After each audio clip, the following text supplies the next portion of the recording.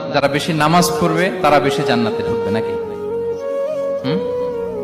নামাজ পড়তে পড়তে যারা কপাল কালো করে ফেলছে এরা ঢুকবে না? যারা হজ করতে করতে বড় হাজী সাহেব হয়েছে, জিকির করতে করতে হাতে 3-4টা তাসবিহ রেখেছে, তাদের কথা বলা হয়েছে। এগুলো নিঃসন্দেহে অনেক বড় আমল, কিন্তু সবচাইতে বেশি জান্নাতে প্রবেশ করাবে যে আমল, বিষ্ণু বললেন, এক হচ্ছে আল্লাহর ভয়, আরেক হচ্ছে সর্বোত্তম আচরণ। প্রিয় ভাইরা, ইসলামের মেজাজটাকে চিনে নেন, ইসলামের এসেন্সটাকে বুঝে নেন। আমরা ভালো আচরণকে গুরুত্ব দিতে চাই না।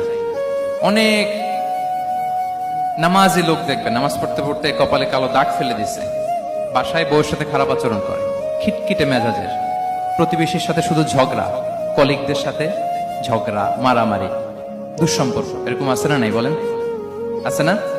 কিন্তু নামাজি, অনেক বড় হাজি, একদিনও কোরআন তেলাওয়াত মিস হয় না, তো এত ইবাদত করেও সে ইসলামের আসল এসেন্সটাকে ধরতে পারে না। বিষ্ণু বললেন, সবচেয়ে বেশি জান্নাতে প্রবেশ করাবে যে দুটি আমল, একটি হচ্ছে তাকওয়াল্লাহ, আল্লাহর ভয়, আরেকটি হচ্ছে উত্তম আচরণ, সর্বোত্তম আচরণ।